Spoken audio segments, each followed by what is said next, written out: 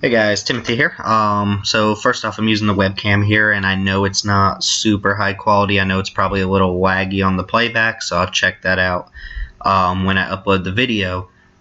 So first thing, feedback on that would be nice. If you have any recommendations on how to improve the quality, that would be fantastic. Or any ideas of like what kind of webcams I can go out and maybe get on the cheap to improve the quality of using the webcam, because I would like to use it in the videos that I make. But I know that it maybe makes the videos a little less quality, so we'll see. At any rate, we're talking about this guy over here. You've probably seen it already if you're watching this video. Hanweir, the Writhing Township, is well, quite the absurd card. It was spoiled yesterday by Ziggy D Gaming, so go check out the video he made for it. It was pretty interesting. And the important thing to note here is the thing that on everybody's mind right now about this card is that this is actually the backside to a double-faced card. We don't actually know what the front side is, so a lot of people are guessing what kind of card it is. And if you just look at it, it looks a lot like it would be a land that turns into a creature. So a couple things to note just by looking at it. It is legendary on the back side. Doesn't necessarily mean it's legendary on the front side, because Westvale Abbey is not a legendary land, but Ormondal is a legendary creature.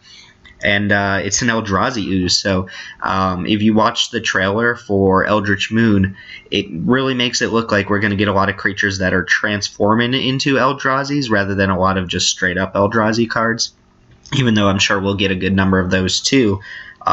Set number is very important. It's almost confirmed that we're going to get at least 4 or 5 individual Eldrazi cards, but my guess is that we'll get a lot of creatures that start out as, you know, werewolves and vampires and God knows what, and then they'll transform into Eldrazi, and I think that's kind of what we're seeing with the Emrakul symbol up at the top there, not your traditional double-faced card symbol. But first thing I want to point out is that the art on this card is ridiculous. Let me move my face out of the way for just a second, but just look at this. This is insane. Like, when I saw this, I was blown away. This is exactly. I know a lot of people are disconcerted about Eldrazi being on Innistrad, but this looks like Innistrad to me. This looks crazy. This doesn't even look like a Magic the Gathering card, but it's pretty insane, and you don't really get the full effect of it unless you look at the full art. But I just wanted to show that real quick. The artist's name is Vincent, whatever, Pros, I don't know. Good job, Vinny. Your art looks amazing, but I just wanted to share that real quick too in case you hadn't seen it. Same goes for Emrakul. The full art on that is pretty crazy. But back to the card at hand, right? So my initial guess is that this is a land that transforms into this big Eldrazi ooze, but a bunch of astute people on sites like Mythic Spoiler and MagicSpoiler.com and so on and so forth have pointed out that the card number down here is 130 out of 205, which is actually significant because the cards are ordered usually starting with colorless creatures at the beginning, and then your lands go towards the end. It usually goes colorless, followed by, I think it's white, blue, black, green, red, or something like that. I don't know if it's the same order every time, but it's not until after all the colored cards that you actually get your artifacts and your lands and so on and so forth, your basics and non-basics. Unless there's something like there's 205 cards in this set, and that includes basic lands, I believe. So unless there's straight up 75 lands in this set, there's probably no way this is a land on the front side. I would be very surprised to see that with the set number being 130. So I did a little bit of sleuthing just to kind of get a feel of what color this might be on the front side, because it's obviously colorless on the back side. And I looked at Oath of the Gatewatch, which was the most recent small set. That set had about 20 less cards in it. I'll get to you in a second, Emrakul. But Hanweir is number 130, so I looked up to see what color number 130 was in Oath, to see if that would kind of give us an idea of what color range it falls in. Elemental Uprising is number 130 in Oath of the Gatewatch, and that comes after almost 10 green cards with, 10 plus green cards after it. So my guess is that if we're following the same color combination, then Hanweir is probably a green card on the front side. Doesn't necessarily mean it's a creature. a lot of people have pointed out that the flip side of this card has haste, which would be really weird if it was a creature on the front side, because assuming you've controlled it for more than a turn, it wouldn't have summon and sickness anyway, so it wouldn't need haste. So there's a lot of speculation this might be an enchantment. If it's not a land, which I don't think it is, unless it's some special sort of land, then this could very well be an enchantment that turns into a creature, like Autumnal Gloom is an example. My guess is it is either an enchantment or it is just a creature on the front side, and the haste is there so that you can flip it on the turn you play it and swing with it right away. It would make sense as a green creature for this to just be a regular ooze on the front, and then there's some sort of special flip condition that turns it into an Eldrazi ooze. So my guess is that these cards that are marked with Emrakul, this is all speculation. Obviously, this is one card. We don't even know what the front side is, but this is just me taking a crack at it. My guess is that we're going to have these normal creatures in every color on a front side, and there's going to be some sort of Eldrazi influence that flips them into cards like this. Maybe they're not all legendary, maybe they're not all rares, but if we look at Emrakul, I was looking to see if maybe Emrakul had a hint for us. I doubt the flip condition for cards is cast in Emrakul. Seems very unlikely. So that first line there is kind of what's pushing me to think I might be on to something.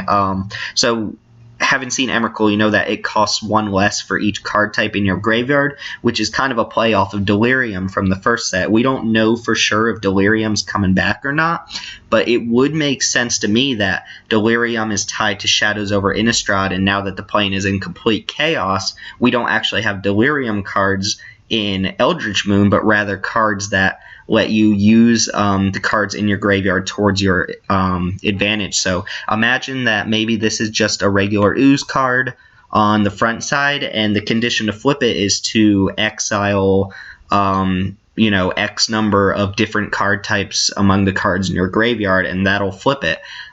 Maybe it's more than 4 because Delirium was 4, which would work very hand in hand with the cards from Shadows over Innistrad, and if you want to play off of Delirium without just copying Delirium or continuing it into the next set, it makes sense to actually use those cards in your graveyard to an advantage. Now, the only thing holding me back from that is that seems like a very easy fulfillment to get this sort of creature. You can get Delirium on turn 3 with cards like Vessel of Nascency or Seek the Wilds or what have you, cards that let you dump a bunch of things in the graveyard.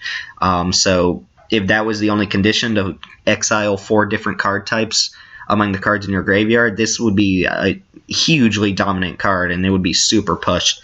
In case you haven't read it for some reason, this is a 7/4 trample, because why not trample?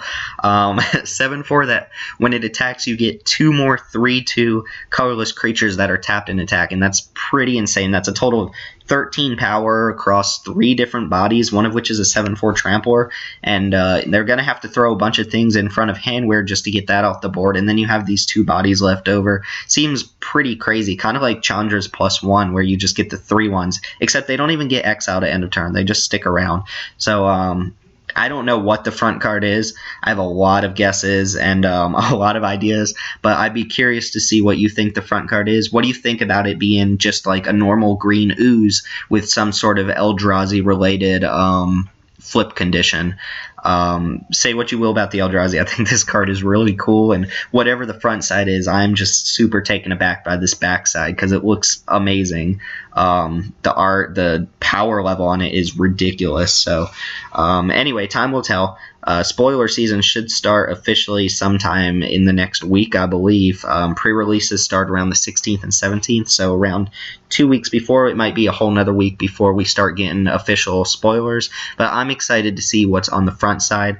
I'm very curious to see what you guys think might be on the front side. I've heard a lot of really cool guesses, and nobody knows right now, but let me know in the comments below what you think might be on the front side of Hanweir the Writhing Township, and let me know what kind of mechanics they can use to really push an Eldrazi related flip. It feels like they wouldn't have used the Emrakul symbol up in the top left corner of this card if there wasn't some sort of Eldrazi related influence to it. They could have just used the normal night and day or sun and moon flip symbol, but I don't know. Your guess is as good as mine. Anyway, leave comments below. My name is Timothy. Again, also, please comment on the webcam. Let me know if it was even worthwhile to use this. If it's just really unappealing, then let me know that so I can take it away for further videos until I get a real high definition webcam to take actual real recordings. But anyway, comment below, comment and subscribe, and I will see you guys next time.